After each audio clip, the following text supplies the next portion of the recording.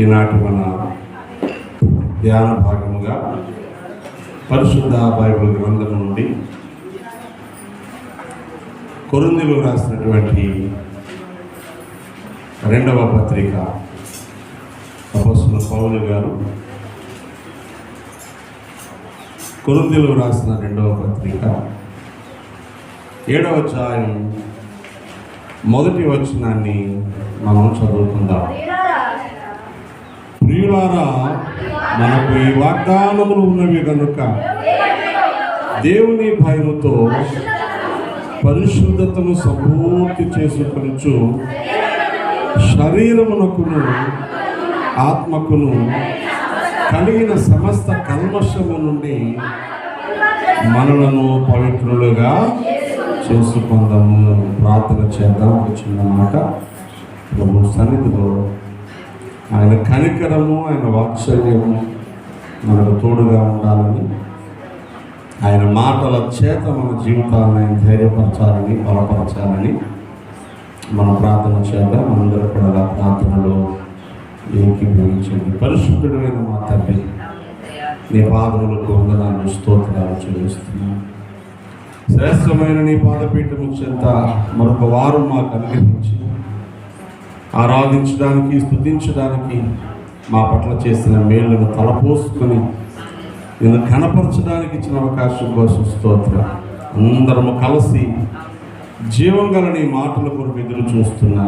మీరు మాతో మాట్లాడమని, నీ జీవవాక్కులు మా బ్రతుకులలో బలమైన కార్యము చేయడానికి కృప చూపమని యేసు నామమున ప్రార్థించి వేడుకుంటున్నాను పరమ తండ్రి. ఆమేన్. ఆమేన్. ప్రభునందు ప్రియులైన మీ అందరికీ యేసుక్రీస్తు ప్రభు పేరిట మరొకసారి శుభాలు తెలియజేస్తున్నాను. ప్రియులారా, మనం చదువుకున్న వాక్యంలో మనకు దేవుడు అనుగ్రహించిన మహోన్నతమైన ఆశీర్వాదానికి సంబంధించినటువంటి గొప్ప మాట రాయబడింది. అదేమిటంటే, ప్రియులారా, మనకు ఈ వాగ్దానములు ఉన్నవి అనే మాట. దేవుని బిడ్డలకు ఏమున్నాయని రాయబడింది? చాలా వాగ్దానాలు ఉన్నాయి బైబిల్ గ్రంథంలో. వ్యక్తిగతమైన వాగ్దానాలు ఉంటాయి, సంఘానికి సంబంధించిన వాగ్దానాలు ఉంటాయి, ఒక జాతికి సంబంధించిన వాగ్దానాలు ఉంటాయి, సార్వత్రిక సంఘానికి సంబంధించిన వాగ్దానాలు ఉంటాయి, ఇశ్రాయేలు ప్రజలకు సంబంధించిన వాగ్దానాలు ఉంటాయి.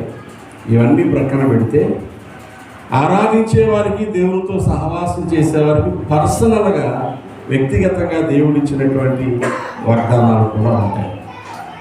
వీటి కోసం నేను మాట్లాడట్లేదు, కానీ సంఘమునకు దేవుని బిడ్డలుగా ఉన్న వారికి, తనందరూ అంగీకరించిన వారందరికీ దేవుని పిల్లలంటగా ఆయన అధికారము అనుగ్రహించారని యోహాను సువార్త 1:12 రాయబడినట్టు, దేవుని పిల్లలుగా ఆయన అంగీకరించిన మనకు ఇవ్వబడిన వాగ్దానాలు చాలా గొప్పవి. దేవునికి స్తోత్రం. 8వ కీర్తనలో దావీదు భక్తుడు పాడుతాడు, ఆయన సృష్టించినటువంటి ఆకాశాన్ని, ఆయన సృష్టించినటువంటి సూర్య చంద్ర నక్షత్రాలను, ఆయన చేసిన సృష్టిని చూసినప్పుడు, అయా మనుషుల్ని జ్ఞాపకం చేసుకోవడానికి వాడు ఏపాటి వాడు అని 8వ కీర్తన 4వ వచనంలో దేవుడు స్తుతిస్తాడు. దేవుని గొప్పతనం, దేవుని మహత్తు, దేవుని శక్తి, దేవుని జ్ఞానం, దేవునికి సామర్థ్యము ఇవన్నీ చెప్పుకోవడానికి మన సమయం కాదు. కానీ ఆయన చేసినటువంటి ఈ లోక సంబంధమైనటువంటి జీవరాశులను కానీ, ఈ సృష్టిలో ఉన్నటువంటి ఇతరత్ర నక్షత్రాలు, సూర్యుడు, చంద్రుడు లాంటి గ్రహాలను కానీ ఆలోచన చేస్తే అన్నింటిలోకి బహు అల్పమైన వాడు మనిషి. వాటన్నిటినీ చేసిన దేవుడు మనలో కూడా జ్ఞాపకం చేసుకున్నాడు. దేవునికి స్తోత్రం. అంతేకాదు, జ్ఞాపకం చేసుకొని వాటన్నిటికీ తండ్రిగా లేడు, వాటన్నిటికీ దేవుడుగా ఉన్నాడు. లోకంలో ఉన్న వారందరికీ ప్రభువుగా ఉన్నాడు. సంఘమునకు మాత్రం ఆయన తండ్రిగా ఉన్నాడు. దేవునికి స్తోత్రంగా ఉన్నాడు. ఇంత గొప్ప భాగ్యం భూమి మీద మనుషులకు మాత్రమే ఇవ్వబడింది. ఈ భూమి మీద లేని ఆకాశవాసులు ఉన్నారని బైబిల్ చెబుతుంది, ప్రధానులు ఉన్నారని బైబిల్ చెబుతుంది. అధికారులు ఉన్నారని బైబిల్ చెబుతుంది. వాళ్ళెవ్వరికీ లేని మహాభాగ్యం మనకే ఇవ్వబడింది. దేవునికి స్తోత్రం. ఎందుకయ్యా యేసయ్యా నాపై ఇంత ప్రేమ, ఎందుకయ్యా యేసయ్యా నాపై ఇంత ప్రేమ, పాపిని నా కొరకు నీకు ఏల సిలువ శ్రమ, పాపిని నా కొరకు నీకు ఏల సిలువ శ్రమ, ఎందుకయ్యా యేసయ్యా నాపై ఇంత ప్రేమ. ఎంత ప్రేమ! లోకాన్ని పాలించే న్యాయాధిపతి, సకల సృష్టికి ఆహారం అనుగ్రహించేవాడు. ఆయన అనుకుంటే ఒక్క మాట చేత ఏదైనా చేయగలడు. కానీ మన వంటి మానవునిగా, ఏమీ లేని వ్యక్తునిగా, దాసునిగా ఈ లోకానికి వచ్చి నా పాపమంతా తన మీద వేసుకుని శిలువలో ఆఖరి బొట్టు వరకు రక్తమును కాచినంత మట్టుకు శ్రమను భరించి ప్రాణం పెట్టాడు. ఇది గుర్తుకొస్తే ఎందుకయ్యా నేనంటే నీకు ఎంత ప్రేమ! ఎవరు కొరకు చేయని మహాభాగ్యాన్ని నాకు చేసి నన్ను నీ బిడ్డగా చేసుకున్నావు. దేవునికి స్తోత్రంగా. నీ రక్తం ఇచ్చి నన్ను కొన్నావు. పరలోకంలో ప్రధానులు 24 పెద్దలు పాట పాడతారు.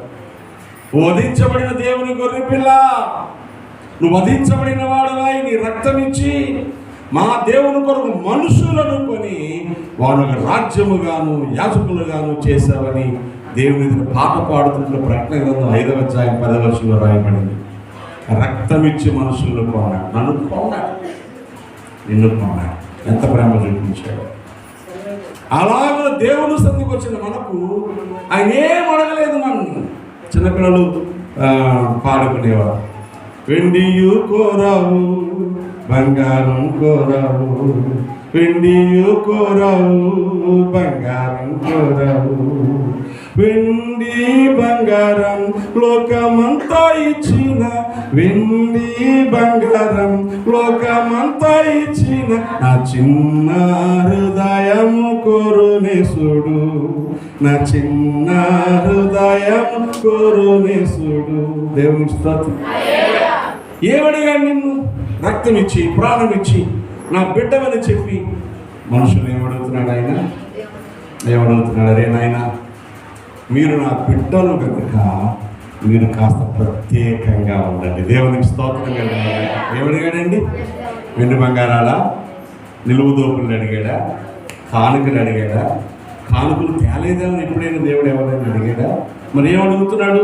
6వ అధ్యాయంలో ఈ కొరింథీ 2వ పత్రికలో ఆయన ఏమన్నాడు తెలుసా? కావున మీరు వారి మధ్య నుంచి బయలువెడలి ప్రత్యేకముగా ఉండండి. దేవునికి స్తోత్రం. ఆ 18వ వచనం 5వ వరుసలో కావున అంటే అర్థం ఏంటి? నేను మీకోసం ప్రాణం పెట్టాను కావున, సకల జీవరాశుల్లో మిమ్మల్నే కోరుకున్నాను కావున, మీరు నా కుమారులు కుమార్తెలు పిలుస్తున్నాను కావున, నా సన్నిధికి మిమ్మల్ని రానిచ్చాను కావున ఏం కోరుకుంటున్నాను మీ దగ్గర నుంచి? కొంచెం ప్రత్యేకంగా ఉండండి. దేవునికి స్తోత్రం. ఈరోజు క్రైస్తవ జీవితం అంటే లోకములో ఉన్న నీ వారే, ఇంతకుముందు నువ్వు ఎలా ఉన్నావో అలాగే ఉన్నవారిలాగా కాకుండా నువ్వు దేవుని బిడ్డలకు తగినట్లుగా కాస్త ప్రత్యేకమైన జీవన విధానాన్ని జీవించడం దేవుడు అడుగుతున్నాడు. దాని పేరే పరిశుద్ధత అంటారు. దేవుని స్తోత్రం. మిమ్మల్ని పిలిచిన వాడు పరిశుద్ధుడు కనుక మీరును పరిశుద్ధులై ఉండండి అంటే అర్థం ఏంటి చెప్పిన? ఆ దేవుడు కోరుకున్నట్టుగా, ఆయనకి నచ్చినట్టుగా మీ బుద్ధిని కాపాడుకోండి. దేవునికి స్తోత్రం. ఆకారం మాత్రమే కాదు, ప్రవర్తనలో కూడా దేవుని బిడ్డల్లాగా బ్రతకండి. లోపల ఒక సామెత ఉంది తెలుసా? ఆకలేసిన సింహం ఏం తిందా అని చెప్తారు మనుషులు. మీకు తెలుసా? సింహం గడ్డి తింటారు లేదో? తిందండి. ఆకలేసిన సింహం గడ్డి తింటుంది. దాని సహజ లక్షణాన్ని జ్ఞాపకం చేస్తున్నాను. ఆ సహజ లక్షణం దేవుని బిడ్డల లక్షణాలలాగే మారిపోవాలి. ఓ సహజమైన లక్షణం శద్రకు మేషకు అబేద్నెగోలో చూడండి. రాజైన నెబుకద్నెజరు 60 మూరల పొడవు 6 మూరల వెడల్పున్నటువంటి ఒక గొప్ప బొమ్మను చేయించి దూరానే మైదానంలో పెట్టి దేశమంతా చాటింపేశాడు. వాయిద్యాలు మోగిస్తాం, డబ్బులు కొడతాం, వీణలు వాయిస్తాం. ఆ శబ్దాలు వచ్చినప్పుడు ఆ బొమ్మ ప్రతిష్టకు మీరు అందరూ వచ్చి అందరూ బొమ్మకు సాగిపోయి నమస్కరించాలి. అలా నమస్కరించకపోతే మండుచున్న అగ్నిగుండంలో వేసేస్తాం. అందరూ మొక్కారు, ముగ్గురు తప్ప. ఎవరో ముగ్గురు? శద్రకు మేషకు.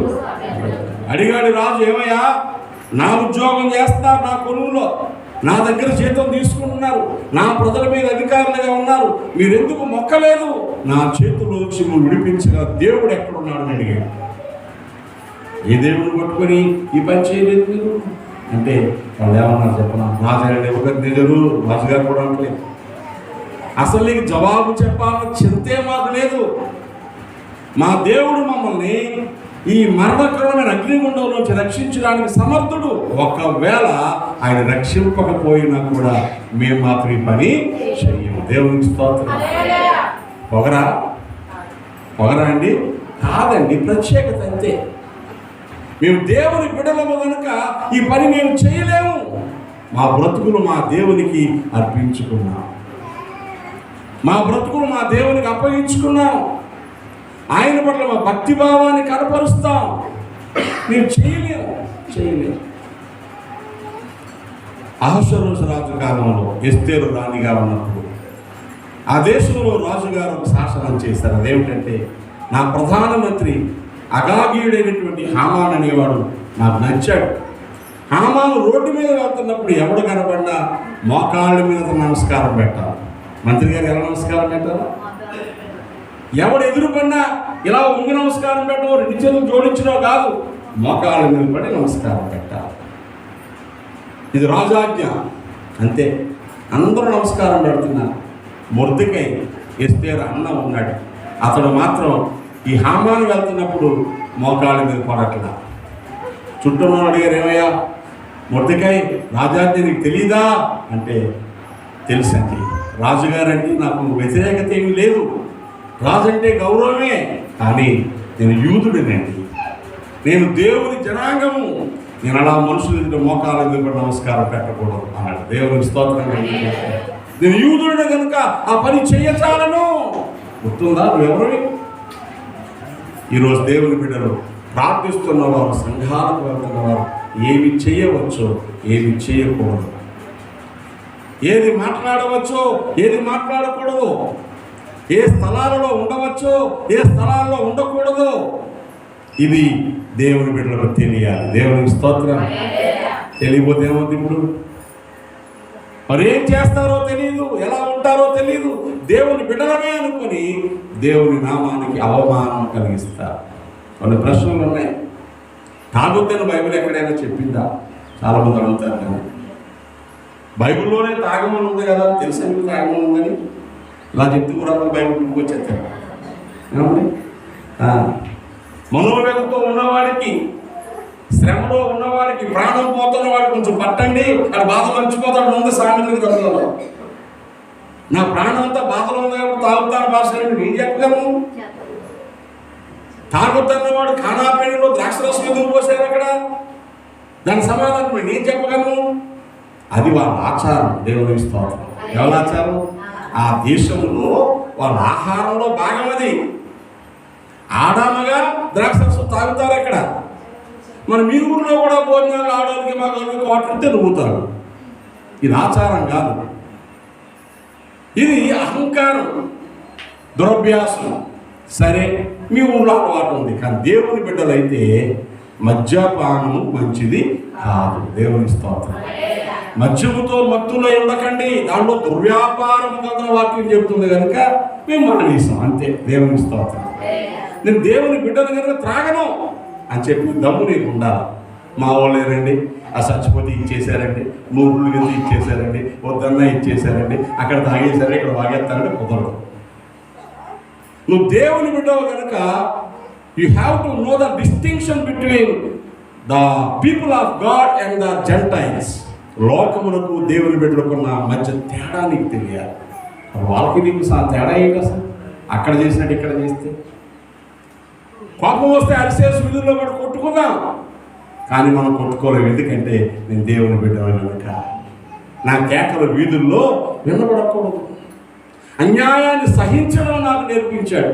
అన్యాయం చేసుకుని తిరగబడవచ్చు, అన్యాయాన్ని ఎదిరించవచ్చు, కానీ నాకు దేవుడు నేర్పించింది ఏంటంటే ఆయన మౌనంగా మారిపోయినట్టు నేను కూడా మౌనంగా మారిపోయి దేవుడిని అప్పగించుకోవాలి. దేవుడే కలగ చేసుకుంటానన్నాడు. పగ తీర్చుడు నా పని, నేనే ప్రతిఫలం ఇస్తానన్నాడు. ఆయన లాగా నన్ను ప్రత్యేకంగా ఉండమన్నాడు. దేవునికి స్తోత్రం కలుగుగాక. హల్లెలూయా. ప్రత్యేకంగా ఉండే లక్షణం, దైవ సన్నిధిలో మన జీవితాలను కాపాడుకునే గుణం మనకు అర్థం కావాలి. అందుకనే దేవుడు ఏమడుగుతున్నాడు మనల్ని? నీ ఆస్తులు కాదు, నీ అర్పణలు కాదు. కొంతమంది ఏం చేస్తారు, బ్రతుకు మారదు కానీ లక్షలు కానికిస్తారు. ఎవరికి కావాలా? ఎవరికి కావాలి? దేవుడు కావాల్సింది ఏంటి? పవిత్రమైన జీవితంలో ఉండి ఒక చిన్న కానికిస్తే దేవునికి ఇష్టం. అపవిత్రమైన జీవితంతో ఉండి అన్ని పనులు చేసిన ప్రయోజనం లేదు. ఈరోజు మనం చదువుకున్న వాక్యంలో లేఖనం చెప్తుంది మనకు వాగ్దానంలో ఉన్నవి. దేవునికి స్తోత్రం. ఈ వాగ్దానాలు నీ సొంతం కావాలంటే, దేవుడిచ్చిన మాటలను జీవితంలో జరగాలంటే, ఈ మాట మీకు అర్థమై ఉండాలి. ఎన్ని ప్రార్థనలు చేసినా ఎందుకు జరగలేదండి? ఎంత కన్నీరు కాచినా ఎందుకు జరగలేదండి? నా ప్రార్థనతో నా ప్రార్థనాకి నిండలేదా? గిన్నె ఎంత ఉంటుందో ఎంత ఉంటుంది ఏమన్నా తెలుసా? గిన్నె నిండవనే మాటకు అర్థం నువ్వు తగినట్టు బ్రతకడం అని. దేవుని స్తోత్రం కదా. ఇంకా నీవు దేవునికి తగినట్టు బ్రతకలేదేమో, దేవుడు కోరిన స్థితిని జీవితంలో రాలేదేమో, ఆ విషయాలు మనసులోకి తెచ్చుకోవాలి. దైవలేఖనంలో జ్ఞాపకం చేసుకుందాం. ఆయన సన్నిధిలో వచ్చిన వారు ఎలా ఉంటే ఇష్టమో, ఎలా ఉంటే ఇష్టం కాదో, ప్రత్యేకంగా ఉండడం అంటే ఏంటో 101వ కీర్తనలో 7 సంగతులు ఉన్నాయి. ఈ 7 సంగతులు దేవుని బిడ్డల బ్రతుకులో ఉండకూడదు. ఎందుకని? ఆయన ఇంట యథార్థ హృదయంతో ఉండాలి. నిర్దోష మార్గంలో ఉన్నవారు ఆయనకు పరిచారకులు అవుతారు. ఈ మాటలన్నీ మనం చదువుకున్నాం. ఆయన ఇంట ఉండడానికి, ఆయన దగ్గర పరిచర్య చేయడానికి కావలసిన సుగుణాలు ఏంటో ఇక్కడ చెబుతూ ఉండకూడనివి చెబుతున్నాడు. ప్రత్యేకంగా ఉండడం అంటే ఇవి మన దగ్గర ఉండడానికి వీలు లేదని అర్థం. ఇంకో సంగతి చెప్పను. పరీక్షలకు వెళ్ళగానే, లోపలికి వెళ్ళగానే ఇన్విజిలేటర్ చేయమంటాడు, రే పేపర్ ఇస్తున్నాం, ఎవరి దగ్గర ఏమైనా మైక్రో జెరాక్స్లు ఉన్నాయేమో, ఎక్కడ రాసి తెచ్చుకున్నారేమో, మర్యాదగా ఇచ్చేయండి, దొరికితే డిబార్ అయిపోతారు అంటున్నారా? అవి లేవండి లేవండి అని దొరికితే ఇచ్చేస్తున్నారు. 2 ఏళ్ళు 3 ఏళ్ళు ఇది మళ్ళా చదవడం మీద రాసేస్తున్నారు. దేవుడు కూడా అదే చెప్తాడు. నా దగ్గరకు వస్తున్నప్పుడు మీ దగ్గర నాకు ఇష్టం కానిగా ఉన్నాయేమో చూసుకోండి. ఏమున్నా పర్లేదని వచ్చేసావు అనుకో, దహించు అగ్నిని నేను. నా దగ్గర తేడాగా ఉంటే నీ బ్రతుకు కాలిపోతుంది. ఇక్కడ చెప్తున్నాడు చూడండి. నెంబర్ 1 3వ వచనంలో 2వ వరుస చూడండి. భక్తి మార్గము తొలగిన వారి క్రియలు నాకు అసహ్యము. దేవునికి స్తోత్రం. దావీదుకి అర్థమయ్యి, నాయనా నీ దగ్గర ఉండాలంటే ఏది మా జీవితంలో ఉండాలో నేర్పించావు. భక్తి మార్గము తొలగిన వారు ఎవరైతే ఉన్నారో వారి మాటలు, వారి పనులు నాకు అసహ్యం, అవి నా అంటనీయను. దేవునికి స్తోత్రం. భక్తి మార్గం తొలగడం అంటే ఏంటి? భక్తిలో నడవాల్సిన నడకలో కొంచెం ప్రక్కకు వచ్చిన భక్తి మార్గమును తొలగిపోయినట్టే. రోడ్డు మీద ఎద్దులు బండి కొంచెం దారి తప్పి రోడ్డు పక్క వెళ్ళిపోతే ఏమవుతుంది? మాట్లాడండి. రాజమోహన్ దగ్గర జడ్డంగా ఉంది. మన డేవిడ్ వాళ్ళ అత్త ఊరు. తెల్లవారుజాము నిద్రమత్తులో అలా ఆయన కారు నడుపుతా రోడ్డు కింద దించేసాడు. సీటు బెల్ట్ పెట్టుకోలేదు ఆవిడ. కారు కిందకి వెళ్ళి పల్టీలు కొట్టుకోవిలో పడిపోయింది. సీటు బెల్ట్ ఉన్నా పెట్టుకోలేదు, ఎవరు వాళ్ళు గుద్దలేదు. రోడ్డు మీద వెళ్ళాల్సిన వాడు కాస్త కిందకు వచ్చేస్తే స్పాట్లో చచ్చిపోయింది. కొంచెం తొలగితే ఏమైంది? వెళ్ళాల్సిన ట్రాక్ వెళ్ళకుండా కొంచెం పక్కకు వస్తే ఏమైంది, ఆ 2 పట్టాల మీద వెళ్ళాల్సిన రైలు బండి అందులో పక్కకి చక్రం జరిగితే ఏమవుతుంది, బోగీలు తిరగబడి వందలాది మంది ప్రాణాలు అవుతాయి. భక్తిగా నడుస్తున్న నువ్వు భక్తి మార్గంలో కొంచెం పక్కకు తొలగితే, క్రమంగా ప్రార్థన చేయాల్సి నువ్వు చేయకపోతే తొలగినట్టే కదా, క్రమంగా దేవుని సన్నిధికి వచ్చే నువ్వు రాకుండా ఇంకెక్కడికైతే తొలగినట్టే కదా, క్రమంగా సాక్ష్యం ఇచ్చే నువ్వు సాక్ష్యం ఇచ్చే గుణం లేకుండా సోమరుగా కూర్చుంటే తొలగినట్టే కదా, నువ్వు చేసిన మేళ్ళు, దేవుడు చేసిన మేళ్ళు ప్రక్కవారికి సాక్ష్యం ఇచ్చే నువ్వు సైలెంట్గా కూర్చుంటే తొలగినట్టే కదా, అలవాట్లు విడిచిపెట్టిన వాటి మీద మళ్ళా నువ్వు మనసు పెడితే తొలగినట్టే కదా. లేదండి పాడేస్తున్నాను ప్రార్థన, ఎవరికి కావాలి నీ పాటలో ప్రార్థన? బాండ శుద్ధి లేని పాక మీద కొండ శుభ్రం లేకుండా బిర్యానీ వండితే ఎవరికి కావాలి కదా, కొండ శుభ్రం లేకుండా బిర్యానీ వండితే ఎవరికి కావాలండి, ఎవరికి కావాలి అంటే అర్థం ఏంటి? శుభ్రత తొలగితే అనారోగ్యాలు వచ్చాయి, భద్రత తొలగితే అపాయాలు వస్తాయి, ప్రవర్తన తొలగితే నీ జీవితం పాడైపోతాయి. అందుకే దేవుడు ఏం చెప్తున్నాడు, భక్తి మార్గము తొలగిన వారి క్రియలు నాకు అసహ్యములయ్యా అని దావీదు పాడితే అది ఆయనకి ఇష్టమైపోయింది. దేవునికి స్తోత్రం. ఇప్పుడు మనం ఏం చేయాలి? ప్రత్యేకంగా ఉండమంటే భక్తి మార్గంలో నడుచుకోవాలి. తొలగిపోవాలా నడుచుకోవాలా? నడుచుకోవాలి. 2వది 4వ వచనం చూడండి, మూర్ఖ చిత్తుడు నా యొద్ద నుండి తొలగిపోవాలి. ఏ చిత్తుడు? చిత్తం అంటే మనసు. ఏ మనసు? మూర్ఖమైన మనసు. ఎవడని చెప్పినా నాకు నచ్చిందే చేస్తానంటారు సార్ కొంతమంది, ఆ మూర్ఖులు అంటారు. ఎంతమంది ఎన్ని చెప్పినా అడుగుతోసిందే చేస్తాడు. నేను పట్టుకున్న కుందేలకు ఎన్ని కాళ్ళు? ఎన్ని? 3 అంటే నమ్మాలి మనకు, అంతే.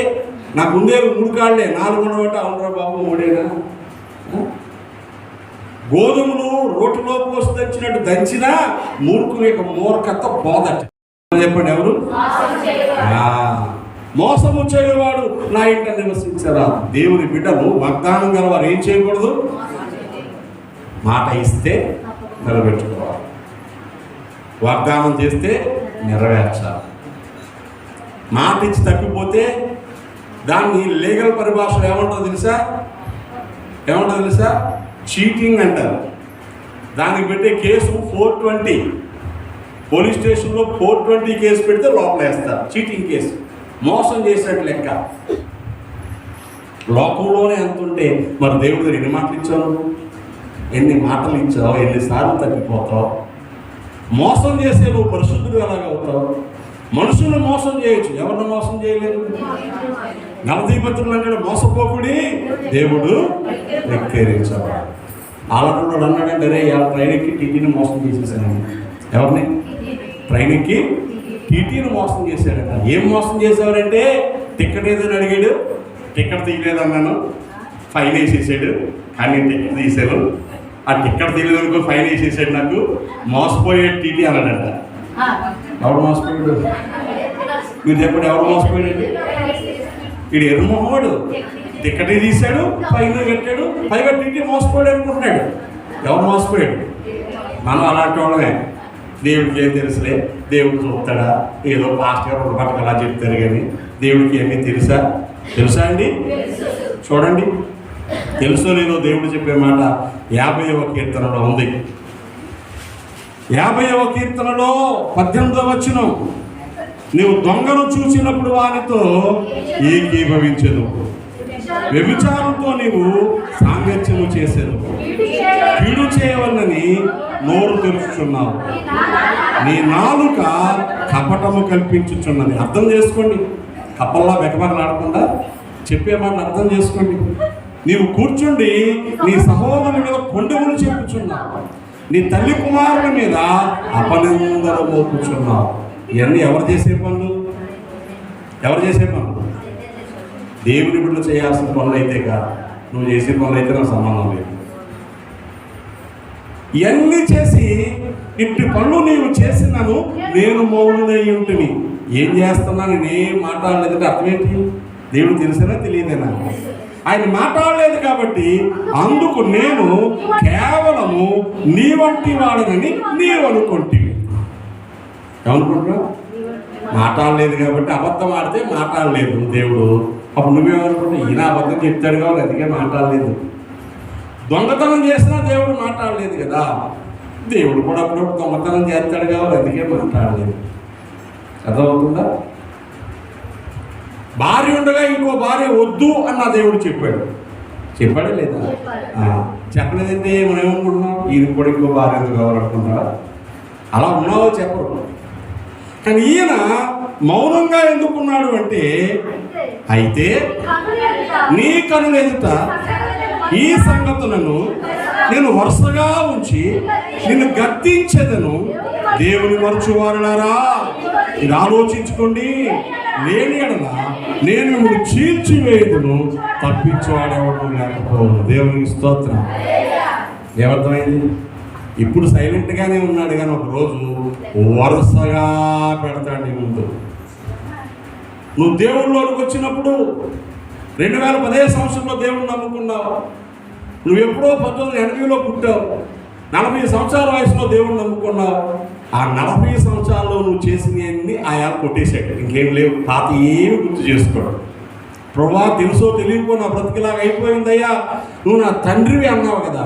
40 సంవత్సరాలు నువ్వు తెలిసి తెలియక చేసిన ప్రతి విధమైన పాపాన్ని కొట్టేసి ఆయన రక్తంతో తుడిచేసి ఇంకెప్పుడో గుర్తు చేసుకున్న వీపు వెనక్కి పారేసాడు. కానీ 2010 నుంచి ఈ 2026 దాకా ఈ 16 సంవత్సరాల్లో నువ్వేం చేసావు అన్నీ రాస్తా ఉంటాయి. ఏమీ పట్టించుకోమని దేవుడు మర్చిపోయాడు అనుకున్నావేమో. నువ్వు 2030లో చచ్చిపోయావు అనుకుంటే 20 సంవత్సరాలు నువ్వు చేసిన బుక్ అయిపోయి ఉంటుంది అక్కడ. ఆయన ముందు నిలబడే రోజు ఒకటి వస్తుంది.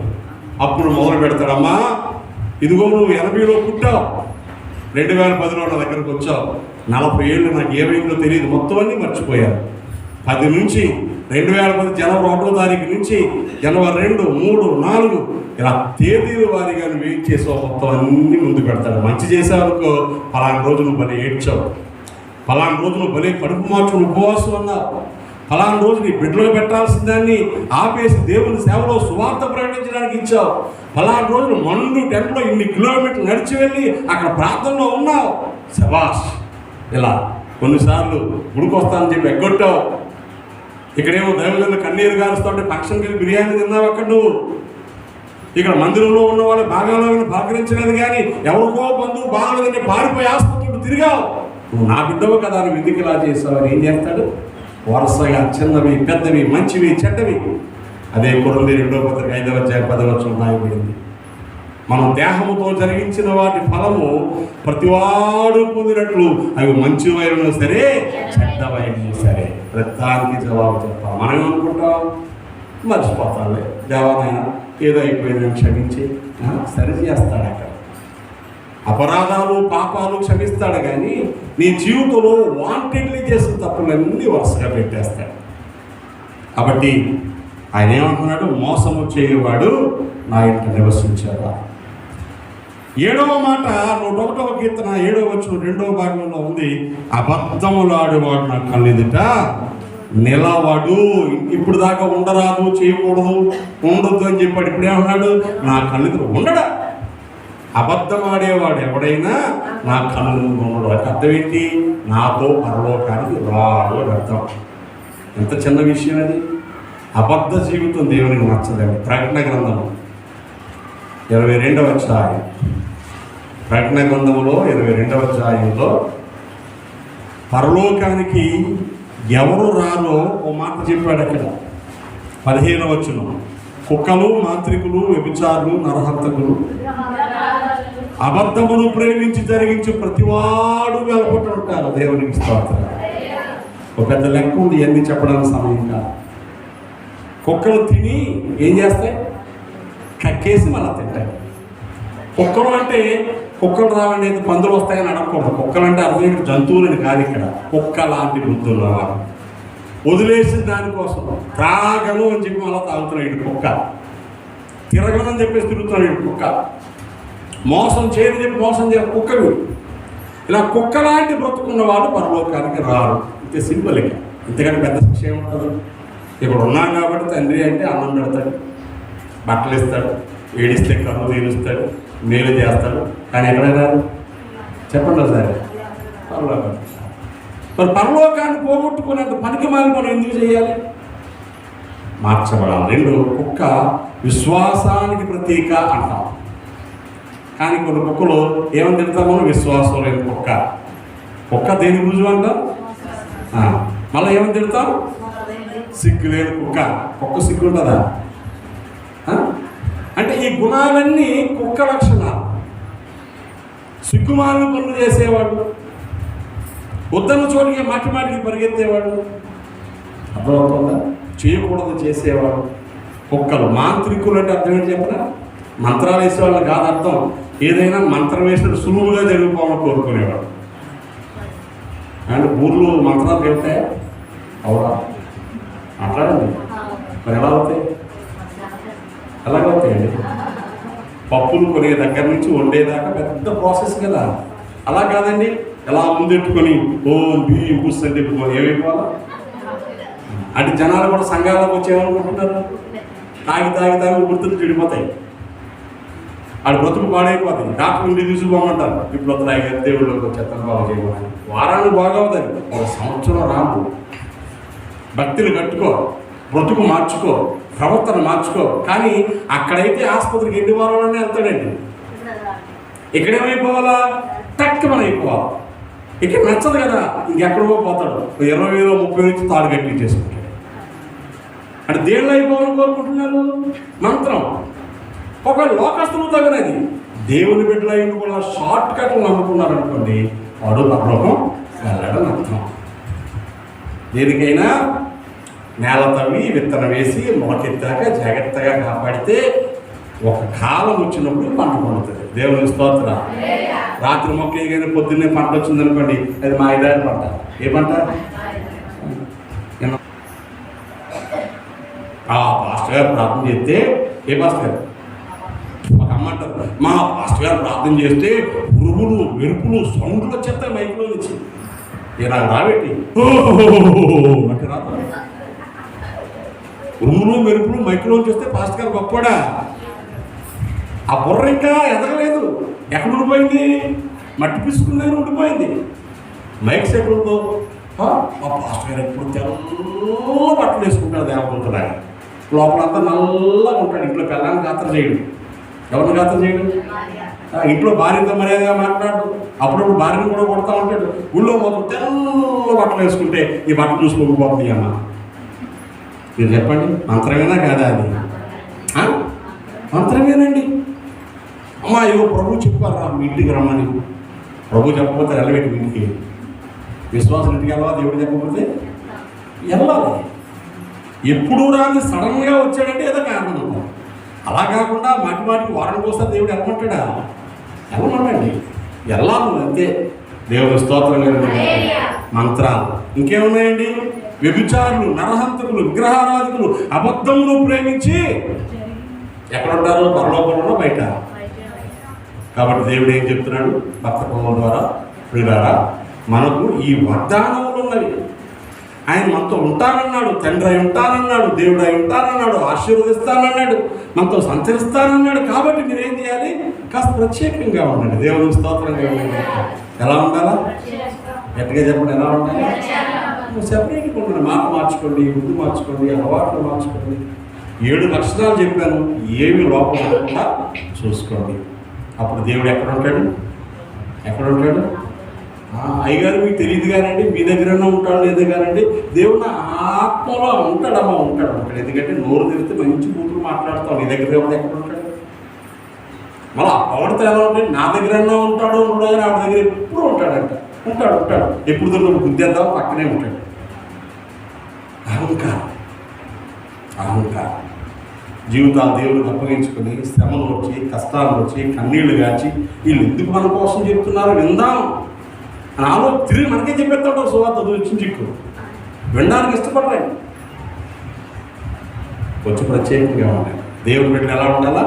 మాటలాడడానికి నిదానించాలి, వినడానికి తొందరపడాలి, కోపపడడానికి నిదానించాలి. చూస్తారా యాకోబు పత్రిక?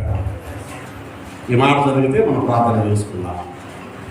యాకోబు పత్రికలో ఈ ప్రత్యేకంగా ఉండే దేవుని బిడ్డలు వారు ఎలా ఉండాలో చక్కగా దేవుని యొక్క వాక్యంలో రాయబడింది. 1వ అధ్యాయం 19వ వచనం. నా ప్రియ సహోదరులారా, మీరు ఈ సంగతి ఎరుగుదురు గనుక, అనగా దేవునిలో ఉన్న ప్రతి మనుషుడు దేనికి వేగిరిపడేవాడా ఎగిరిపడేవాడా? ఎగిరిపడ్డానికి వేగిరిపడ్డానికి తేడా ఏంటి? ఎగిరి పడుతున్నాడు. ఎలాగా? కొంతమంది ఎగిరి పడతా ఉంటాడు. ఎగిరి పడడం కాదు, ఇక్కడ వేగిరి తొందరపడాలి. ఎవరేమి చెప్తే ఒక సుమతి పద్యం ఎవరు చెప్తారు? వినదగ్గ ఎవరు చెప్పినా వినినంతనే వేగపడక వివరింపదగునా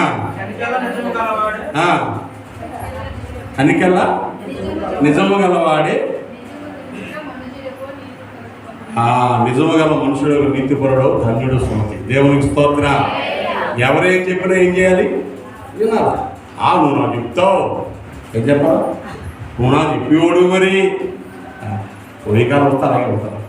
దేవుని స్తోత్రం. ఎలా ఉంటుంది? చెన్నైసూరి అనేటువంటి ఒక రచయిత మిత్రలాభం మిత్రభేదం అనేటువంటి పంచతంత్ర కథలు రాశాడు.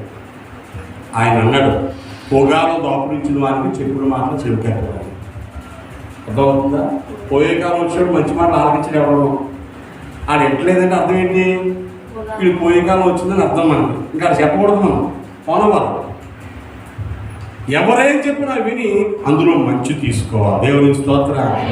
వినడానికి ఆతృత పడాలి. రెండవది, మాట్లాడడానికి ఏం చేయాలా? అవతల మాట్లాడుతున్నాడు, మధ్యలో దూరేస్తూ ఉంటాం. అది చెప్పేది గుర్తు కూడా ఆలోచించాం. మధ్యలో దూరేసి మనం ఏదో చెప్పేసప్పుడు రైలు మూర్ఖుని చూస్తావా? వాడు ఆతురపడి మాట్లాడతాడంటాడు సామెత. ఆతురపడి మాట్లాడేవాడు మూర్ఖుడు. కొంచెం అప్పుడు ఏం చెప్పాడో పూర్తిగా ఆలోచించి విని మాట్లాడాలి. మూడవది, కోపం వచ్చింది ఎవరి మీద గబగబ వరిసేయకూడదు. గాంధీ గారు చెప్పారు, ఎవరి మీద కోపం వస్తే తిట్టాలనిపిస్తే 30 అంకి లెక్కెట్టమన్నాడు. ముందు ఏమన్నాడు? 30 అంకి లెక్కెట్టాలి. కోపం వచ్చింది నాకు శాపం మీద, తిట్టేద్దాం అనుకున్నాను. అలా సీరియస్ చూస్తే 30 అంకి లెక్కెట్టి అప్పుడు కూడా కోపం కూడా తిట్టాలి. 30 అంకి లెక్కెడితే కోపం ఏమవుతుంది? ఉండదు. మీకు తెలుస్తుంది ఏదో రూపాయి మీద కోపం వస్తే 30 అంకి లెక్కెట్టి తర్వాత తిట్టి చూడు, ఉండదు. అంటే కోపపడడానికి ఏం చేయాలి? మనం నిదానించాలి. కొంచెం నిదానిస్తే కోపం పోతుంది. కోపంలో ఉన్నప్పుడు ఆవేశంలో గబగబా మాట్లాడకూడదు. మాట్లాడితే తప్పుడు మాట్లాడతాం, కానీ మాటలు మాట్లాడతాం. తరిగి సంటాం ఏమనుకోక ఏ కోపంలో అనేసారు. మన కోపంలో అనేసింది ఏమనుకోద్దా? కోపంలో అన్నామంటే హృదయం నిండా ఉందని కదా అర్థం. నిదానించి మాట్లాడు. ద్రోహ కార్యాలు జరగకుండా, ఓర్పు గొప్ప ద్రోహ కార్యాలు జరగకుండా కాపాడుతారు. కాబట్టి ప్రియులారా, ఈ వాగ్దానంలో అనుకున్నవి మన పరిశుద్ధులుగా బ్రతికితే దేవుని సన్నిధి తోడుకుంటారు. సంఘ బిడ్డలు దేవుని బిడ్డలు అని చెప్పడానికి ఈ రుజువులే కావాలి. అది తెల్ల బట్టలు వేసుకుంటారండి, బైబిల్ పట్టు వేసుకుంటారండి, అల్లులు ఏం కావు. దేవుని బిడ్డ లక్షణాలు నీకు నచ్చిన 2 బట్టలు వేసుకో, ఎప్పుడేమవుతాను, నగలు పెట్టుకో, దొంగలు ఎత్తుకోకుండా చూసుకో. అవి ఉంటే పరిశుద్ధులు కారణం కాదు. ఏమీ లేకుండా ఉంటే పరిశుద్ధులు. దేవుని స్తోత్రం. ఇవన్నీ లోపలికి వచ్చాక ఈ లోకమైన సౌందర్యం అలంకారం నాకేది వదిలే ఇంకా సంతోషం. దేవుని స్తోత్రం. చిన్నపిల్లలు పెట్టుకున్నారు, కొన్ని నడివేసి వచ్చారు, మనకి హిందూ శ్లోకులు వదిలేశారు, మంచిదే. చిన్నప్పుడే వదిలేస్తే ఇంకా మంచిది. వైరాగ్యం వచ్చింది మాకు అనుకున్నాం, ఇంకా మంచిది. అయ్యే భక్తికి రుజువులు కావు. బుద్ధి మారితే దేవుని స్తోత్రం. నేను దేవుని బిడ్డగా బ్రతికితే దేవుని లక్షణాలు జీవితంలో ఆశీర్వదించబడతారు. కాబట్టి ప్రియులారా, ఈ ఆరాధన సమయంలో మనం ప్రత్యేకంగా బ్రతికితే దేవుడు దీవిస్తానన్నాడు, మన దగ్గర ఉంటానన్నాడు, ఆశీర్వదిస్తానన్నాడు, వాగ్దానాలు చేశాడు. అవి జరగడానికి ఆయన పాదాలు పట్టుకుందాం. దయచేసి స్థలం వచ్చి కళ్ళు మూసుకోనండి. ప్రేమగల దేవుని పాద సన్నిధిలో దేవామములు కనికరించి మాకు అనుగ్రహించినటువంటి ఈ దీవెనకరమైన సమయంలో నీ బిడ్డలుగా బ్రతకడానికి, ప్రత్యేకంగా బ్రతకడానికి, శ్రేష్టమైన జీవితాలు జీవించడానికి మాకు నేర్పునాయినా అని మనం ప్రార్థన చేసుకుందాం. ప్రార్థన చేద్దాం. కళ్ళు మూసుకుంటే పరిశుద్ధమైన తండ్రి, వందనాలు. నన్ను ప్రేమించి మాకు ఇచ్చినటువంటి ఈ మంచి సమయం కోసం స్తోత్రం. మాటికి తండ్రి తన కుమారులతో మాట్లాడినట్టు మాతో మాట్లాడుతున్నాం. విన్న మాటలు మాలో ఫలింపచేసి నీకు ఇష్టలుగా బ్రతకడానికి కావాల్సిన కృప అనుగ్రహించున్నాను. ఈ మాటల జీవం మా జీవితాల్లో కొనసాగించడానికి కూడా చూపున్నాను. యేసు నామమున ప్రార్థిస్తున్నాను తండ్రి. ఆమేన్.